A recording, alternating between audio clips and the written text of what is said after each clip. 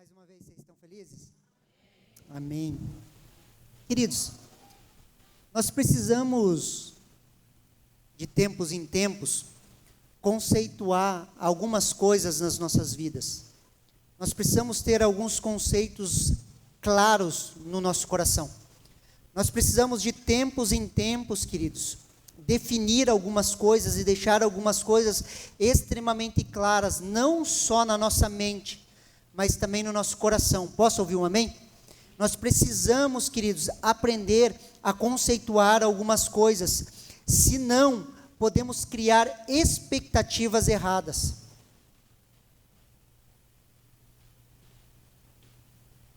Alguns anos atrás, a gente ia fazer evangelização em Curitiba, e nós saíamos na rua evangelizar pessoas. A gente geralmente ia no Largo da Ordem, em algumas casas noturnas fazer evangelização. Queridos, de cada 10 pessoas que a gente abordava, pelo menos 7 eram desviadas. Eles falavam: eu já frequentei a igreja, já fui para o encontro com Deus, já frequentei célula, já fui de tal igreja, já fui para tal lugar. E você ia conversando com elas, e geralmente, queridos, elas saíam da igreja porque estavam frustradas. E frustrados por quê? Porque criaram expectativas erradas. Consegue me entender?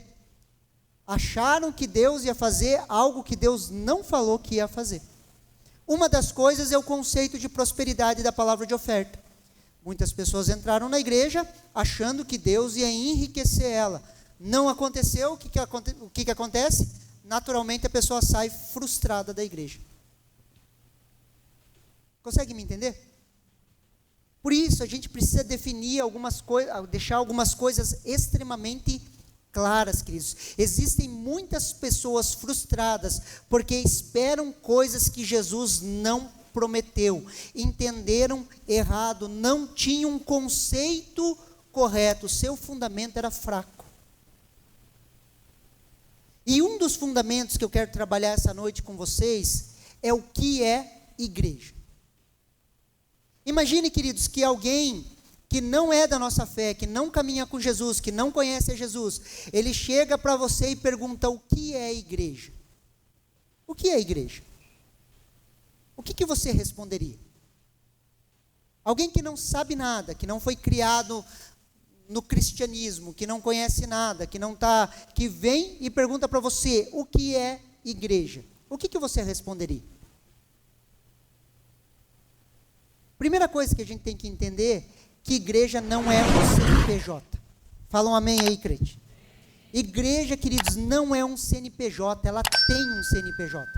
Quando nós falamos de igreja, nós precisamos entender duas coisas, queridos: a igreja administrativa e a igreja corpo místico de Cristo. Nós precisamos fazer essa divisão clara. A igreja tem uma parte administrativa, sim ou não?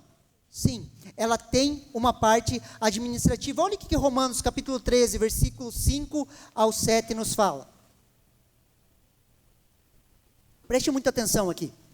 Portanto, é necessário que vocês se sujeitem à autoridade, não somente por causa do temor da punição, mas também por dever de consciência.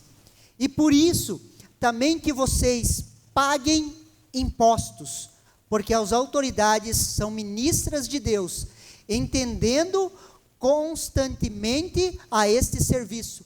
Paguem todos o que lhe é devido. A quem tributo, tributo. A quem imposto, imposto. A quem respeito, respeito. A quem honra, honra. Queridos, se as leis nos falam que nós precisamos de um CNPJ, nós se submetemos. Sim ou não? Sim ou não? Como igreja, nós nos submetemos. Se precisamos de um estatuto, de um CNPJ, ok, então fazemos. E quando nós falamos disso, só vou trocar o microfone, queridos.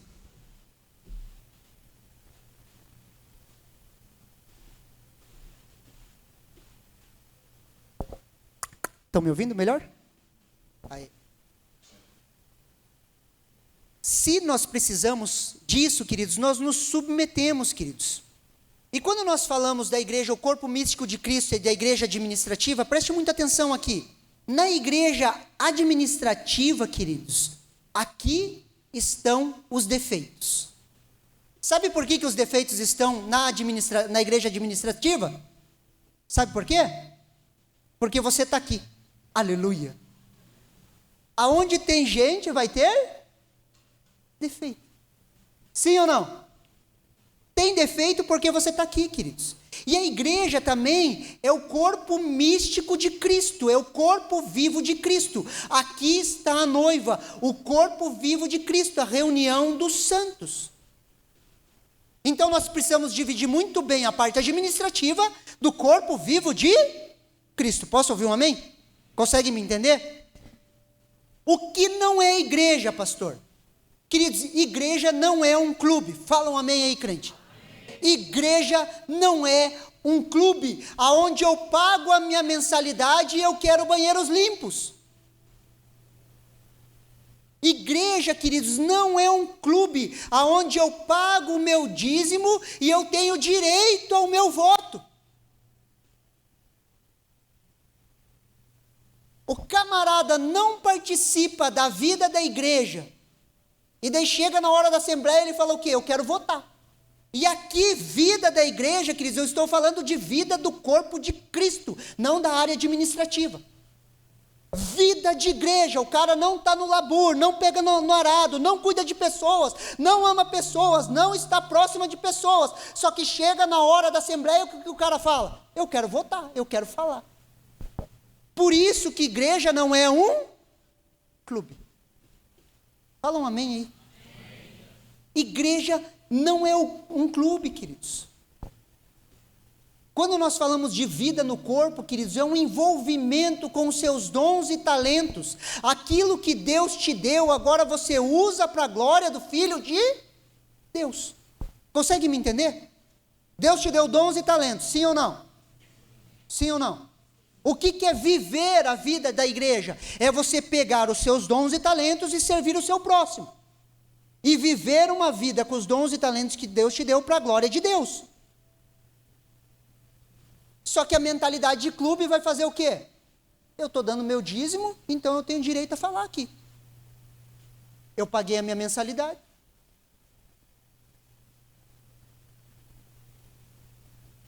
Sim ou não? Repete assim comigo. Igreja não é um clube. Aleluia. A mentalidade de clube, queridos, vai nos fazer entrar por aquela porta e pensar assim, o que essa igreja tem para me oferecer? O que eles têm para me oferecer? É a ideia de consumo, queridos. Ah, se tiver uma IBI boa, daí talvez eu venha para cá. Se tiver um estacionamento bom, talvez eu venha para cá.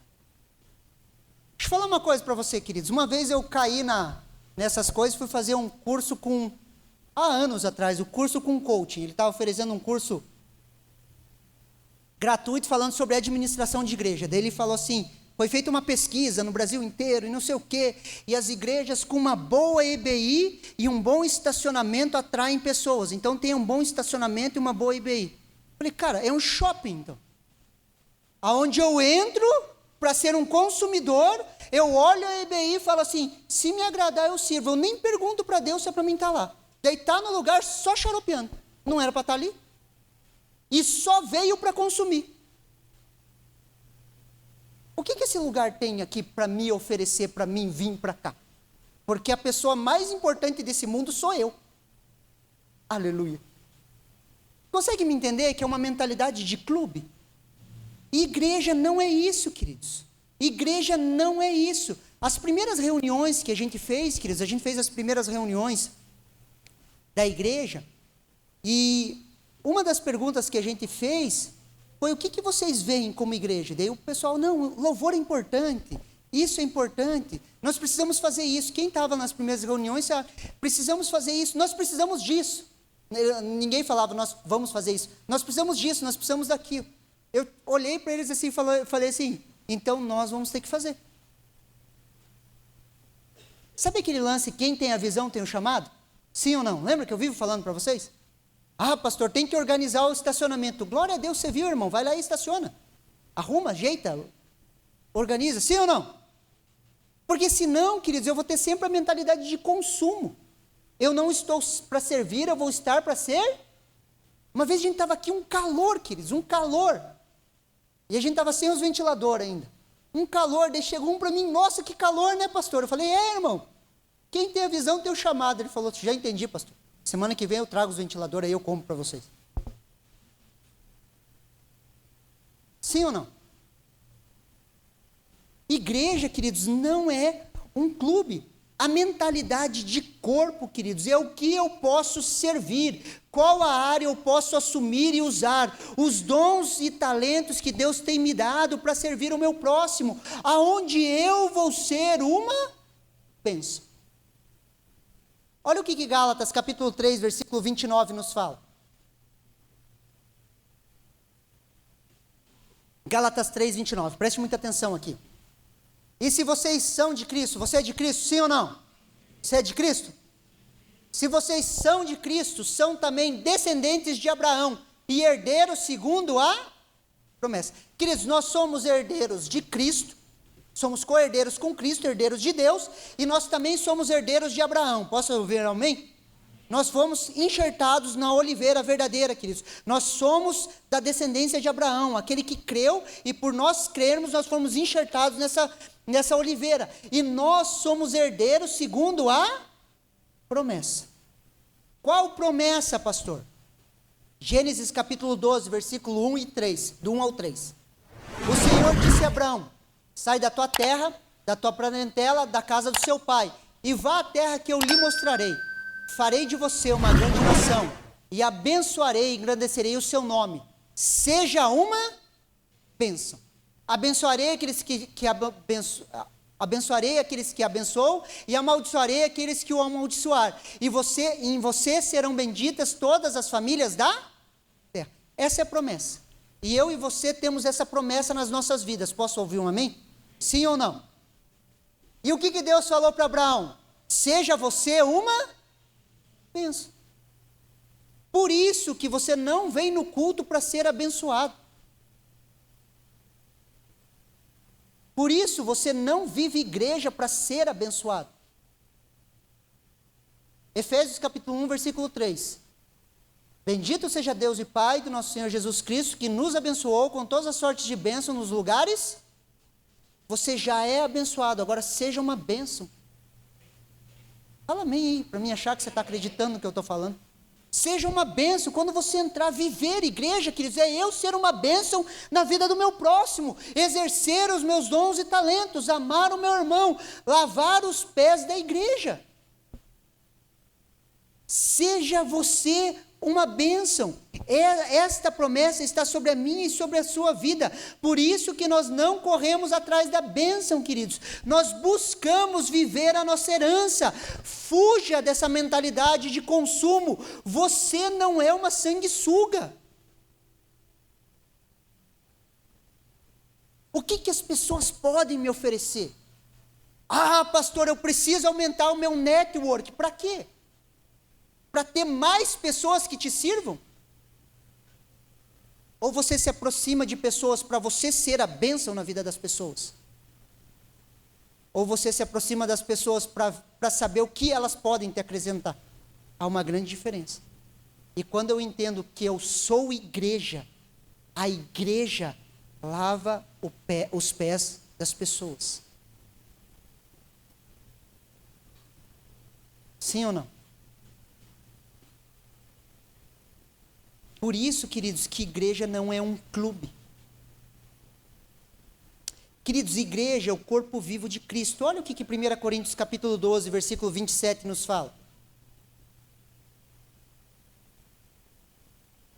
Ora, vocês são um corpo de Cristo, individualmente membros desse corpo.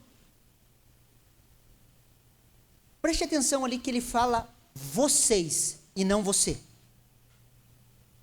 Vocês, nós aqui, nós somos corpo de Cristo, sim ou não? Às vezes você pergunta para a pessoa o que é igreja, ela fala, eu sou igreja, você não. Vocês são igreja. individualmente, com seus dons e talentos, mas vocês fazem parte de um mesmo corpo. Individualmente pertencemos a algo muito maior e não somos corpo sozinho.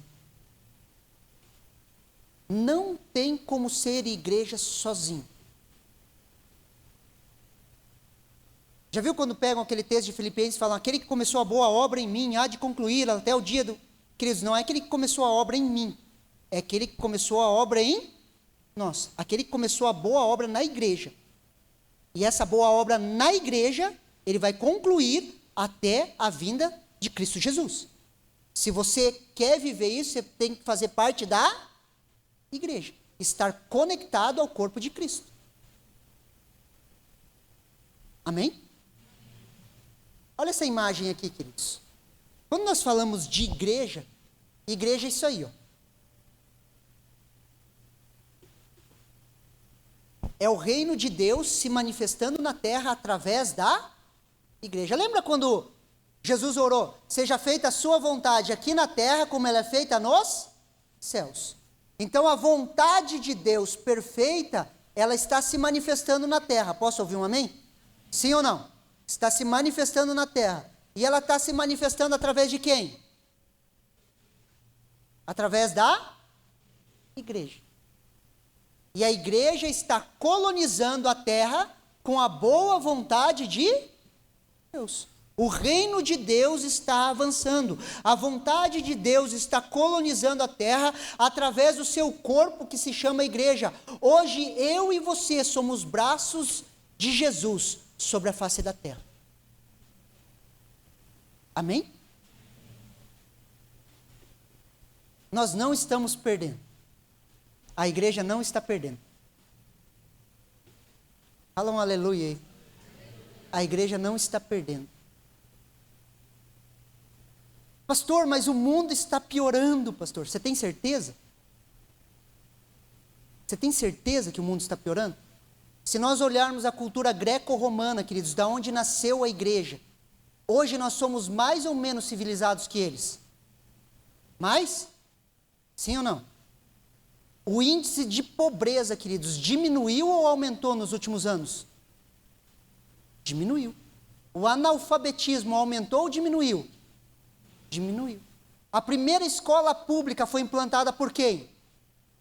Por uma igreja protestante. Sim ou não? Desde a reforma protestante, queridos, as coisas, os direitos humanos melhoraram ou pioraram?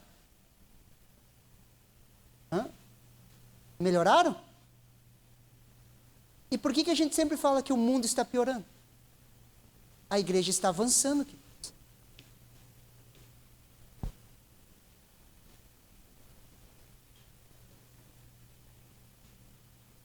Na nossa cabeça parece que a gente está perdendo, mas as portas do inferno não prevalecem contra a igreja. Nós estamos avançando. E essa imagem, queridos, vai ficar mais clara e cada vez mais clara até a vinda dele. E quando ele vir, queridos, ele vai implantar o seu reino em sua totalidade aqui na terra. Um rei reinará com justiça e seus príncipes governarão com ele. Consegue me entender? Isso é igreja, queridos. John Wesley falava assim, o evangelho de Cristo não conhece religião que não seja religião social. Não conhece santidade que não seja santidade social. A religião, queridos, de Cristo, o evangelho de Cristo não conhece religião que não seja uma religião social. A sociedade é reflexo da sua igreja. Posso ouvir um amém? Antes de falar mal da colônia de São Luís do Purunã, Campo Largo, nós precisamos olhar para nós como igreja. Porque a sociedade é reflexo da igreja. A cidade é reflexo da sua igreja. O que somos reflete na sociedade. Sim ou não? Uma sociedade amargurada é reflexo de uma igreja amargurada. Queridos, mapeie os problemas da colônia. Mapeie. Mapeie amargura, falta de perdão, rancor. Não estou falando mal, estou sendo realista. Se você mapear a colônia vai ser reflexo da sua igreja. Vamos voltar, para você entender melhor. É possível mudar a sociedade com uma melhor educação, com uma melhor saúde, com coisa, melhorar mesmo, mudar a sociedade? Não. Qual que é a resposta para a sociedade? Fala assim, Jesus. Jesus se manifesta como? Pela sua igreja. Só há um jeito da verdadeira transformação social. A transformação e o avivamento de uma igreja local. E essa igreja local, ela traz transformação social. Porque não existe santidade aqui que não seja santidade social, que traga transformação na sociedade.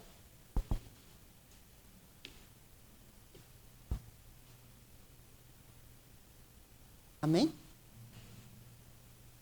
Esse corpo se manifesta na terra através dos 5 dons ministeriais, queridos.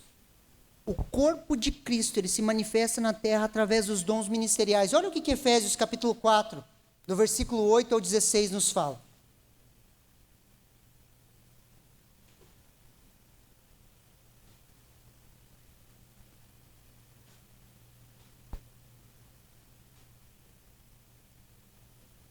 Por isso, quando ele subiu às alturas, levou cativo o cativeiro e concedeu dons aos homens. Ora, o que quer dizer ele subiu, se não também havia descido às regiões inferiores da terra? Aquele que desceu é também o mesmo que subiu acima de todos os céus, para encher todas as coisas. E ele mesmo concedeu uns para apóstolos, outros para profetas, outros para evangelistas, outros para pastores e mestres, com vista ao aperfeiçoamento dos santos, para o desempenho do seu serviço, para a edificação do corpo de Cristo, até que todos cheguem à unidade da fé e do pleno conhecimento do Filho de Deus, ao estado de pessoa madura, à medida da estatura da plenitude de Cristo, para que não sejamos mais crianças arrastados pelas ondas, levados de um lado para o outro por qualquer vento de doutrina, pela artimanha das pessoas, pela astúcia com que induzem ao erro. Mas seguindo a verdade em amor, cresçamos em tudo, naquele que é o cabeça, e que também todo o corpo bem ajustado, consolidado pelo auxílio das juntas, segundo a justa cooperação de cada parte, efetue o seu próprio crescimento, para a edificação de si mesmo em amor. Aqui, queridos, está a estrutura funcional dessa igreja. Jesus subiu aos céus e concedeu dons aos homens. A cada um de nós são os dons ministeriais ou os dons de serviço: apóstolo, profeta, pastor, evangelista e mestre. Queridos, esses dons ministeriais estão sobre as nossas vidas. Fala um amém aí.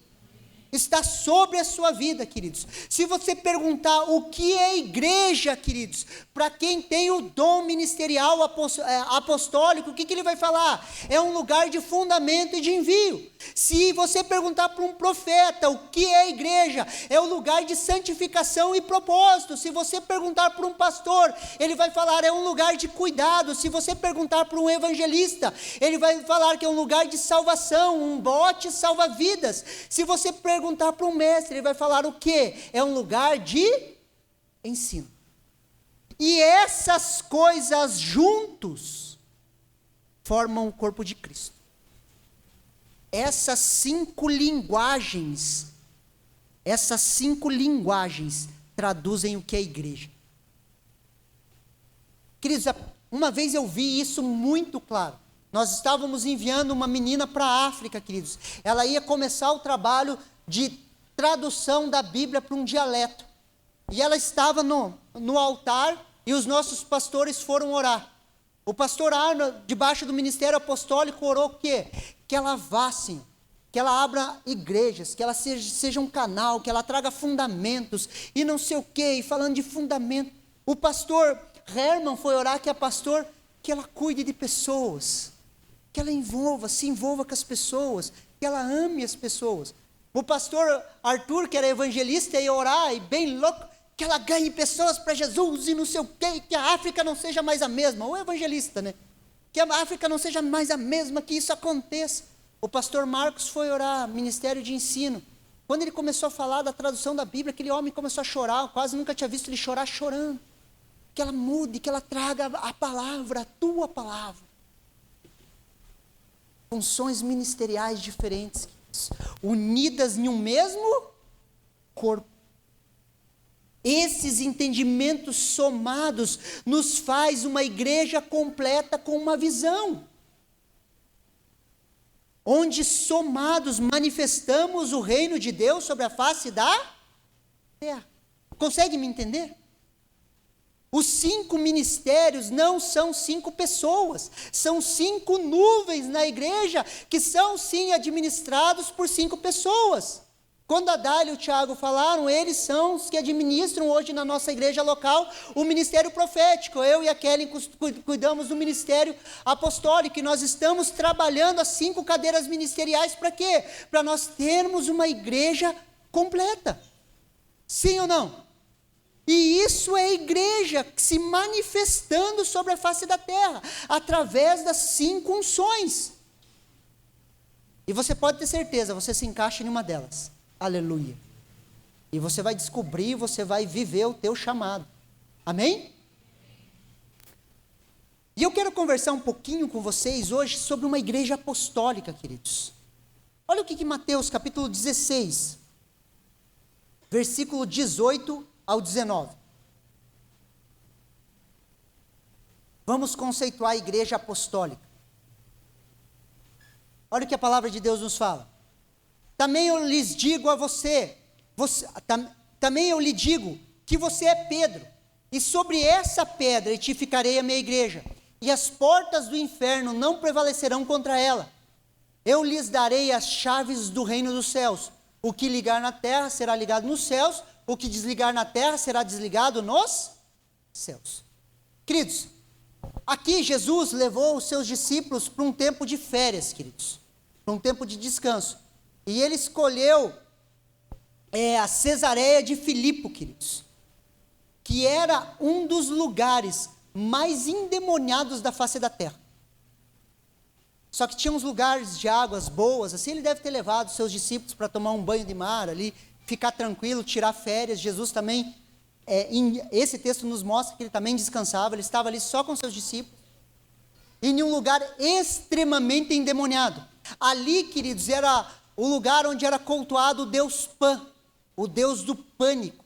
Ali havia uma caverna, queridos, que chamava Portas do Inferno. Eram feitos sacrifícios ali constantes naquele lugar. E Jesus está ali, no meio daquele povo, queridos, no meio de um lugar endemoniado, junto com seus discípulos.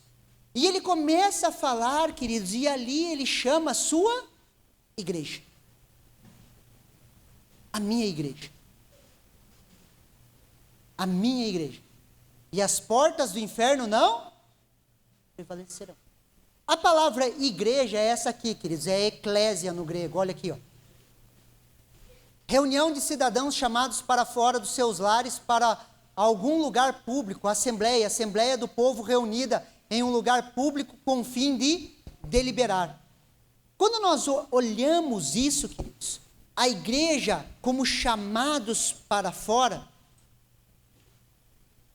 na cultura greco-romana, queridos, os homens que fizeram serviço militar durante 2 anos, eles poderiam participar dessa assembleia, e eles saíam, queridos, de Atenas, subiam sobre uma rocha, queridos, e faziam uma assembleia. Para quê? Para definir o destino da cidade. Posso ouvir um amém? Sim ou não? Jesus usa esse traço da cultura greco-romana, ele fala assim, ó, assim vai ser a minha eclésia, assim vai ser a minha igreja. Por isso que ele fala para Pedro, você é uma pedra, Pedro, pequena, e sobre essa rocha, que é a revelação de que Cristo era o Filho de Deus, ele estabeleceria a sua igreja. Igreja como? Aqueles que são chamados para fora para definir o futuro da cidade. Presta atenção aqui em mim. Você crê que a tua oração pode mudar o destino de alguma coisa? Sim ou não? Você crê mesmo? Então você é eclésia. Você sobe sobre a rocha que é Jesus e você começa a liberar palavras sobre um lugar. Os chamados para fora, queridos, não é chamados para fora da sociedade, para nós fazermos uma subcultura e não nos misturarmos com ele e ficar falando, está amarrado, está repreendido, e ter uma cultura própria, um jeito próprio de ser, um jeito próprio de se vestir, ter todo um linguajar e a gente não se misturar lá fora. Não é essa a ideia. Posso ouvir um amém? Por muito tempo se falou, não, chamados para fora para a gente não se misturar lá. Queridos,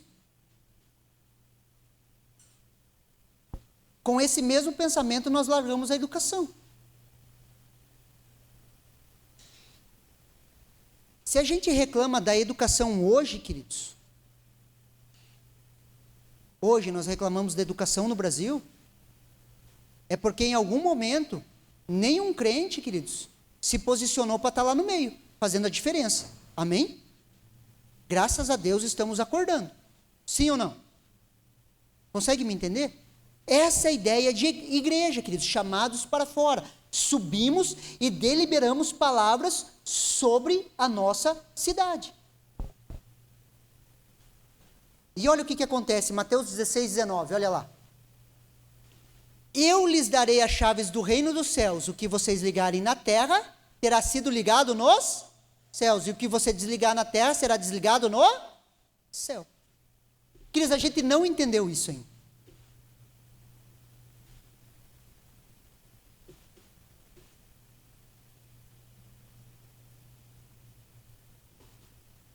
Queridos, presta atenção aqui em mim.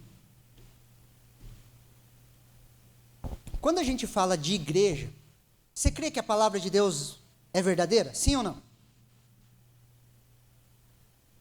Eu lhes darei as chaves do reino dos céus. O que você ligar na terra terá sido ligado nos? E o que você desligar na terra será desligado no? Você crê nisso? Você crê que se a gente se unir aqui em oração e começarmos a orar, queridos, vai haver uma transformação lá fora? Você crê de todo o teu coração? Sabe por que muitas vezes isso não acontece? Porque a gente está preocupado com a cor da parede.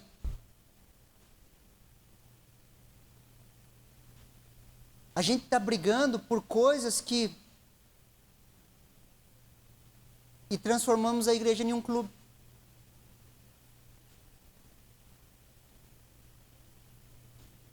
Queridos, se a gente entender o que é igreja, queridos, e a gente se unir, queridos, e começarmos a buscar a Deus, falar assim, Deus, traz um avivamento para a gente viver. Queridos, eu não quero partir dessa terra sem viver um avivamento, queridos.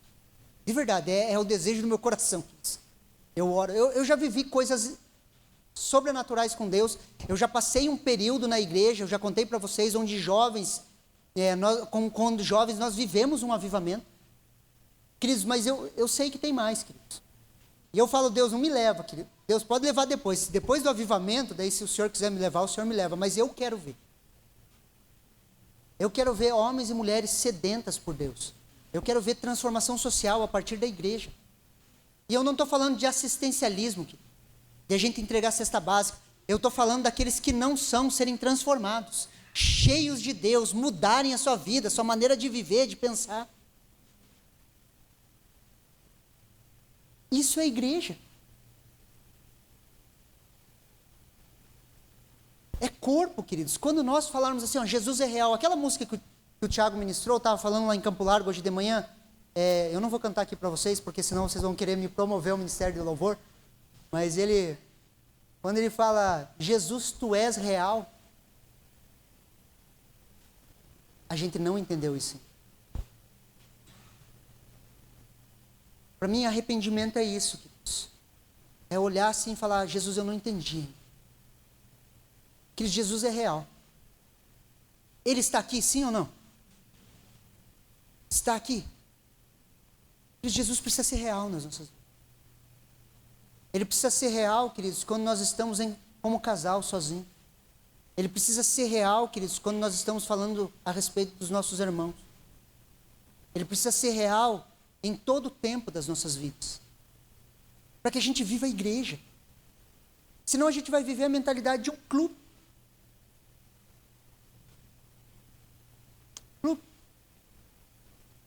A gente vai ter uma boa música no domingo. Nós vamos ter boas risadas no final do culto como amigos. E nós vamos para nossa casa. Viver mais uma semana. E talvez na semana a gente lembre uma vez de ler a Bíblia.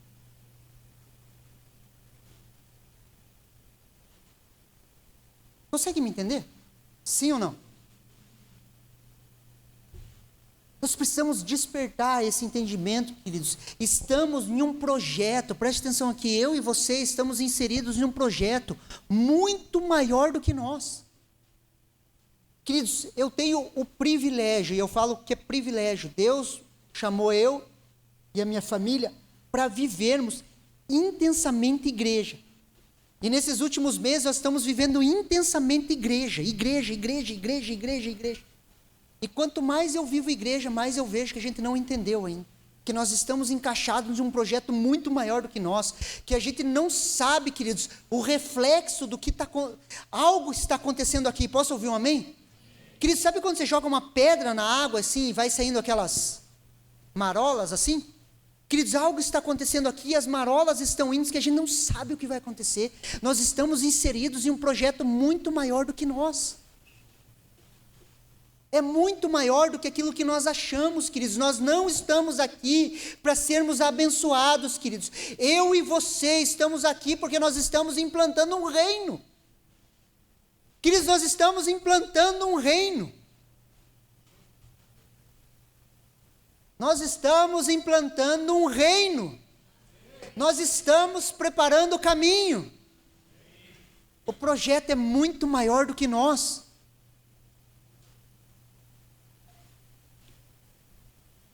Entendemos o que é igreja. O que é uma igreja apostólica, pastor? Olha o que Lucas, capítulo 6, versículo do 12 ao 13 nos fala. Naqueles dias, Jesus se retirou para um monte a fim de orar, e passou a noite orando a Deus. E quando amanheceu, chamou a si os seus discípulos, e escolheu 12 entre eles, o qual deu o nome de apóstolos. Ao qual deu o nome de... Lembra a semana passada que o pastor Paulo nos ministrou a mudança de nome? Que o nome tem um significado, na cultura hebraica o nome tem um valor, tem um significado. Jesus orou a noite inteira, chamou 12 e deu o nome de apóstolos. Definiu o destino profético desses homens, queridos. Olha o que a palavra apóstolo significa. A palavra apóstolo significa um delegado, um mensageiro, alguém enviado com ordens, especificamente aplicado aos 12 apóstolos de Cristo, em um sentido mais amplo, aplicado a outros mestres cristãos eminentes como Barnabé, Timóteo e Silvano. Queridos, apóstolo, na sua palavra, é um mensageiro, é um enviado, e Jesus usa os traços da cultura greco-romana novamente. Apóstolos eram os enviados para trazer transformação cultural. O Império Romano conquistava uma cidade, despojava essa cidade, tirava o poderio militar e enviava para essa cidade os seus apóstolos. Para quê? Para instruir na cultura e nas leis romanas. Eles não destruíam mais as cidades, eles colonizavam com a sua cultura. Quando Jesus pegou os seus 12 e falou assim, vocês serão os meus apóstolos, o que ele estava falando? Vocês vão ser os implantadores culturais do meu reino. Fala um amém aí. Uma igreja apostólica, queridos, é uma igreja que toca a sociedade. Podemos definir apóstolos como modeladores culturais.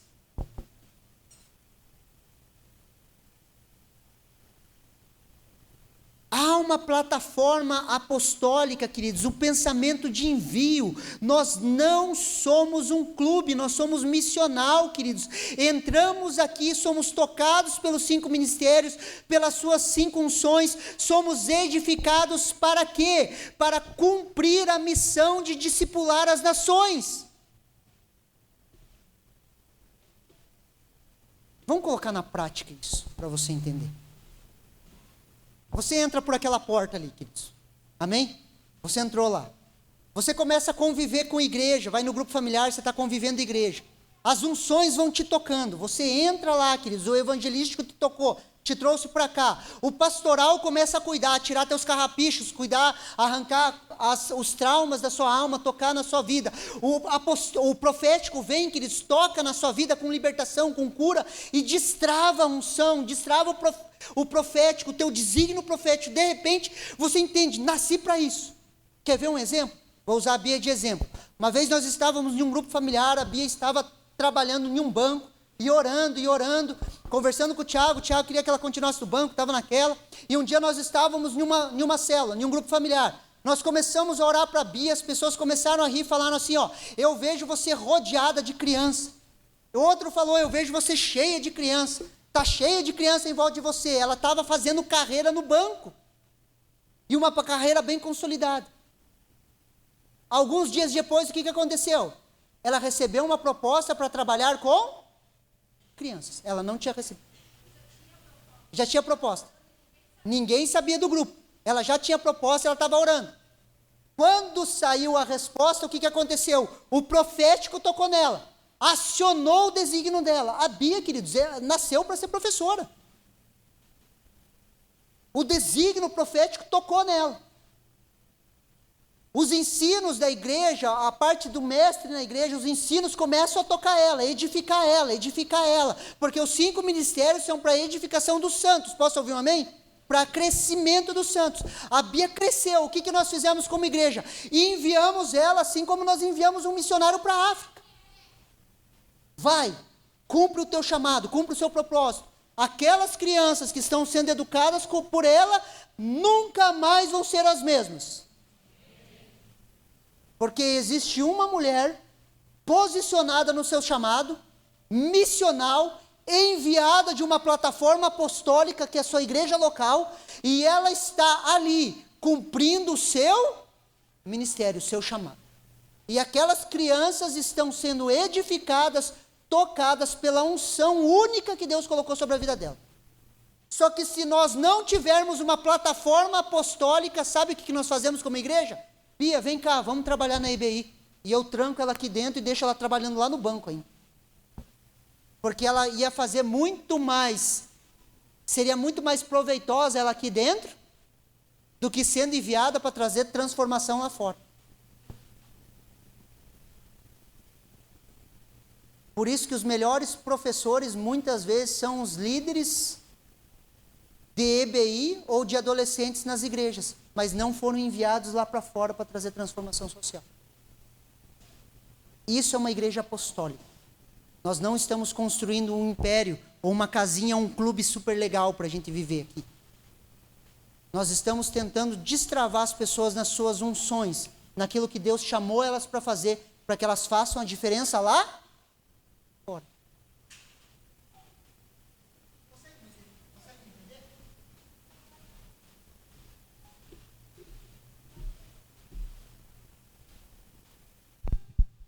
Vai dar certo. Essa aqui ficou mais grosso, né?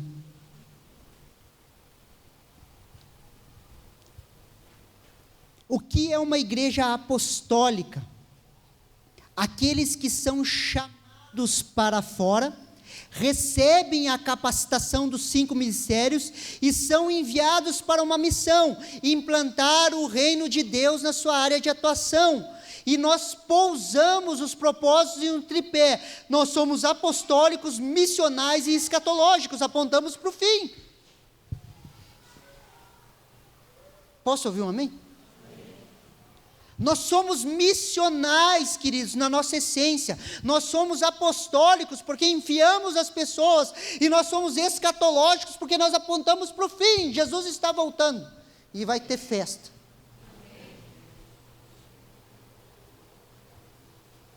Se você está sentado aqui e você faz parte desse corpo local, você vai ser ativado no seu ministério. E você vai ser enviado para fazer o que você precisa fazer. Consegue me entender? Isso é uma igreja apostólica. Isso é igreja.